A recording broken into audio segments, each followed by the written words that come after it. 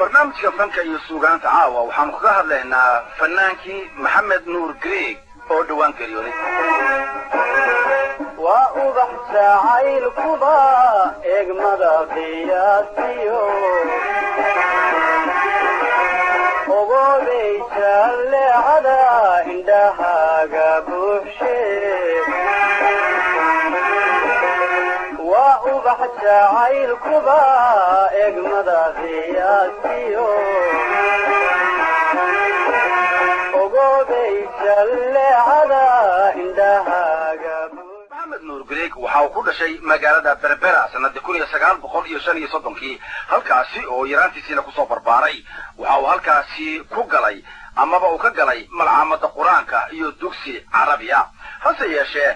markii uu gaaray waqtigii iskuulka ayuu diiday inuu iskuulka dhigto wuxuu dabadeed uu ka shaqeeyay makhaayad haddaba sidee buu heesaha ku bilaabay amaba inuu heeso codkiisa ayaan kaga soo qaaday waraysi aan magaalada Hargeysa kula yeeshay sanadii 1999 barasaab baa joogi jiray loorin jiray gabdhariis oo soo mari jiray distriyada sanadkii walba mar kolkaa isagu iskuulada iyo malcaamadaha buu mari jiray kolkaa waxbaa la siin jiray hadiyada buwaag iyo waxaankaas iyo qalimo kolkaa waxaan qoladii qaabilisay aniga Ismaan Maxamed heesaaf carabiga ah ku soo dhaweyn jiray barasaabka iyo Maxamuud Xamd Ali ninkii loorin jiray wadasooda marka barasaabka Ingiriiska miyad karan sameeyay Soomaalidu waxay u tahay kama afkiisana waxa loo waday gabdhariis marka heesaha carabiga adiga Ismaan Maxamed iyo qaaday jirteen maxaa kamid ahaa heeso doora kamid ahaa وكمل يسأل الجري جنود البلاد إلى مجدها يا وهب صراع لنا حودمت خلقنا كراما ونحيا كرام ونمضي كراما إلى يوم الجاء فيا ليلة السعد عود لنا بمولد خير أنام الأرض هو يبقى منها sida waraysiga aan kula yeeshay magaalada Hargeysa uu sheegay Maxamed Nuur Gire isaga iyo fanaanka Usmaan Maxamed Kacallow waxay ahaayeen labada fanaan ee ardayda dugsiyada magaalada Berbera oo markaasi marka ay timaado halkaas iyagu heesa ka qaadi jiray abwaanka Xuseen Jaamac Roble Gujis ayaa waxa uu sheegay in reer Berbera isla ahaayeen yaraantoodii waxaana jirta in Maxamed Nuur Gire uu qaaday dhowr heesood uu Gujis sameeyay sida heesta Timadheer Gujis oo ka hadlaya سيد محمد نور قريب دير بربران يسوها جري برقام يريرين إلا عروضنا يدي صاحبان نوعين سيدو محمد نور قريب وحن وضا تقني مقدشو وحن وضا تقني أفريا اللي حدنكي أيوة أنا اللوغي يا حمر مركا فنان بوها ولا فنانيتي ولا لا رجيسة كم إذا مركي وربع طبعا ديتا الروادان وكوضا تقني مقدشو رواد لو دنتري هورو markay ka arimayo markay maxabashada islaynaa fariye lixdankii tabadeetana waxa kamid ahaa Timadheer iyo heesayaan wallahi oo qaadi jiray ila waxa uu dhigantaa dhibicdii cadceedo isku soo dhawaaday ee soo jiray 76 bayaan toobnay isla markaa wuxuu ahaa fanaan aad u taariikh badan Soomaaliland markii loo soo bedelayno nini Cabdiqays ninka la yiraahdo ayaa aniga iyo isagu ruwaad baanu ka wada qaadnay Hargeysa oo Burca iyo Berberiya ka marinay سيحا إدي باي حالي إيسا الليدا أتانا القاسو كو قيبي إيسا السلاخة الليدا إيسا حي قاسم محمد إبراهيم أبادر عيالها وحوها إيسا وينو تاريخ بدل لأيوها وحوها هاي عمر كورا قصو قرين شبي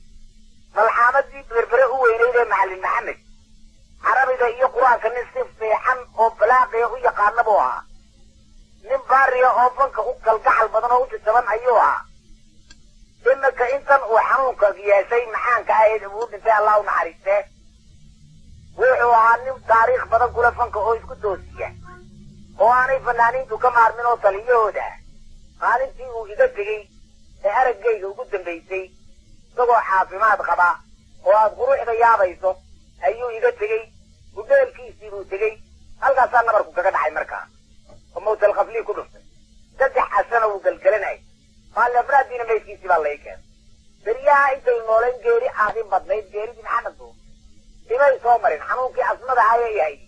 تجاري يا فرد ساعدون دام يتين مرقبا ولن حديثي في أصمد يسيري بي عيسى نلو إلو بي أبوها ترى أحد ونأكسن بولها تلقى البدن أيولها من تيقسيا أيوها من وحوها أفتحنا أبوها وحوها من دول بلوغة بأي أبوها وحوها من قومية جائية وطرين ماذا حاد وحال داربوها وحوها من قرآن كأي دين إسلام كحاد يقابوها وح الله وحني كاتفاسيل أخوان كقياسه هون قرنيا مجلس سيد علي موتو sanadii 1958 waqtigii gobonimada ka hor oo xornimada markaasi dhaqdhaqaaqeedu u bilowday ayuu wax ka qaaday heesii gobonimada isagoo markaasi ku heesi jiray golihii xisbigii SNL ee magaalada Berbera oo uu sheegay inuu ka mid ahaa dhalinyarada dadka si maaweliya inta madaxdu imanayso oo uu sheegay in heesta calanka loo sameeyay markii hore ilhaan jirtay erayada uu yaqaaniin bal waqtigaasi heesta sida loo qaadi jiray haynoo sheego Maxamed Nuur Greeg عليه يطخو شيوال سورنتي عليه يطخو شيوال سورنتي كتاب نيتي رانشا بنقوي تاب نايتي رانشاوين نغوي hees jacayl ah oo uu qaado waxaa ugu horreysay hees uu sameeyey Axmed Salmaan Bidde oo la yiraahdo Kaalay Doolay waxay isla heestaasi ahayd tii ugu horreysay oo uu idaacad ka duubo sanadii 1967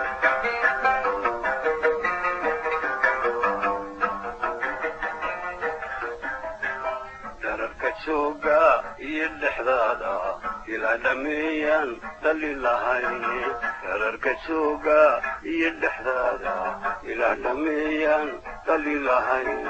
دغشدادو ويقول لرتي دغشدادو ويقول لرتي كالي دولي عينو ديلي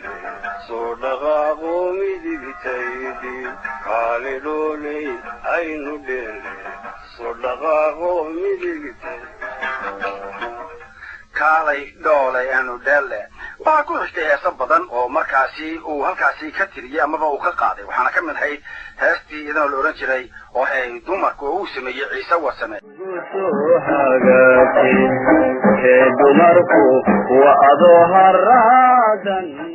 محمد آدم دعر أيي سجور سنة كل يسقال بقول يسديد يكون في دعر أو رواية ولا هي محمد نيل قريق أو مخايد كشكية سليش شكل كنت مواك دعر تاريخ في سنة عن كهيو قلت فنان قالية ونقل كصومالي ده إيه تاريخ ده بمرح كله أيوها من آد عاننا أوها وفنانين تعنك أوها فنانين تووين وكتري وقت كان اسبرني هدي aan ka soo qaadana waxaan anagu isbarnay Maxamed Nuur Greeg isagoo fanaan ahay Allah u naxariistay sidoo iyo kontonkii ayaanu xaaji isbarnay Maxamed Nuur Greeg anaga oo riwaayadii aniga igu horeysay marka aan wadno oo lahaa maalifkeedii weli uu nool yahay Ismaaciil Cabdi Ibrahim Bisbas ayaa lahaa riwaayadaas marka berbergeynay oo aan marka ku soconay anagu xamar sidoo iyo kontonkii markaas Maxamed Nuur Greeg meel maxaayada ayaa bariga hore biil baa laga qaadin jiray maxaayadaha moogta marka riwaayadaha la bilaabayo iyo waxaankaas ma jirin qolo maalgelinaysa iyo wasaaradahan iyo waqaadahan waxay ururinayaan ma jirin fanaantii iyaga soo rusin jiray dabadeetana maxaayad aan tignayaa waxoogayna laga yeeshay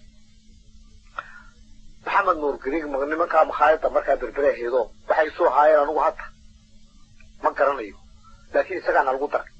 oo lacag ka soo qaad dabeetana nasiir raacay la burcay la sheekh محمد نور Greeg horta ilaa beriga saar isbaranay markii dambana Maxamed Nuur Greeg fankiisu wuxuu ku soo baxay oo fanaan ku noqday xamar aniga ku dheedu dhowr iyo 60kii ayaan heesay kamid u dhibay oo abka iyo madaxa malaha oo isagu u qaado marka reerka markii gabadhan guursanayay carruurta weyn ilaayaan qayb sameeyay leedahay kada wallahi oo suuqay kada qofkay way tahay hees leedahay sameeyay heestaas oo abka iyo madaxa baan lahaa oo inantii heesiisa waxay tiri baa ciyaarta garab joogtadaydii garabkay banaanaabay waxaa nagu dheyle waa dadku wuu sii yaraanaya wax soo baxaya oo kaalintii noo buuxinayaana ma jiraan maxamed aadan dacar ayuu kaasi ahaa heesaha aanka ilaa iminka la jecel yahay ee uu qaaday maxamed nuur gareeg waxaa ka mid ah suleekha timadheer iyo khatra balse hees kale oo ka mid ah heesihii hore aan idin maqashiyo waxay wada qaadaan farxiyo cali balse beyd ka mid ah beydka isagu qaadayey aan idin maqashiyo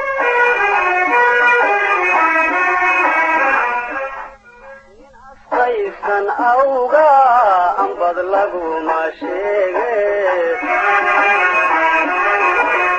inaan ahay mid ooniyo awada haraad qaba inas qaysan awga ambad laguma sheege inaan ahay mid ooniyo awada haraad qaba ila aragtay kuna idhiye maya qolsanaysa hees lamaanaha oo ay qaado sahra axmed jaamac fanaanada weyn oo caanka ayaa waxay ahayd heesay maxamed nuur gareeg wada qaadeen sahra axmed iminka waxa ay joogtaa magaalatan london waxa weeye allah naxariisto nin wanaagsan buu wata ahaa heestii igu horreysay studio galo maxamed nuur gareeg baa igu horreeyey waxaanay ahayd heesta lagu idhaahdo wacad heesta labaad maxamed nuur gareeg baan iyadana la qaaday waxaa la yidhahdaa khatra oo waa heesta labaad ee aan studioha ka qabtay walow iiga horreeyey fanka maxamed nuur gareeg laakiin inaan la heesay oo ninkii iigu horreeyey ee aan la heesay uu yahay nin wanaagsan buu ahaa maxamed nuur gareeg allah u naxariisto fanka meel fiican buu kaga jiray laakiin dad meel wada joogay oo maaragtay dee aada isugu xidhan maanaan ahayn waa ina hargeysaan joogay isna xamar buu joogi jiray laakiin waxaan inuu nin wanaagsan ahaa un baan maaragtay anigu sheegi karaa intii dambena wuu ka tegay wadanka wuxuu joogay khaliish buu joogi jiray sahra axmed jaamac basarka iyo kaahiyo milixda iyo nuurka waa midaanu fogayo aanu beeraqayo biyanimayu keenta dilku soo manaade aanu beeraqayo biyanimayu keenta dilku soo manaade barwadnaha ku taalo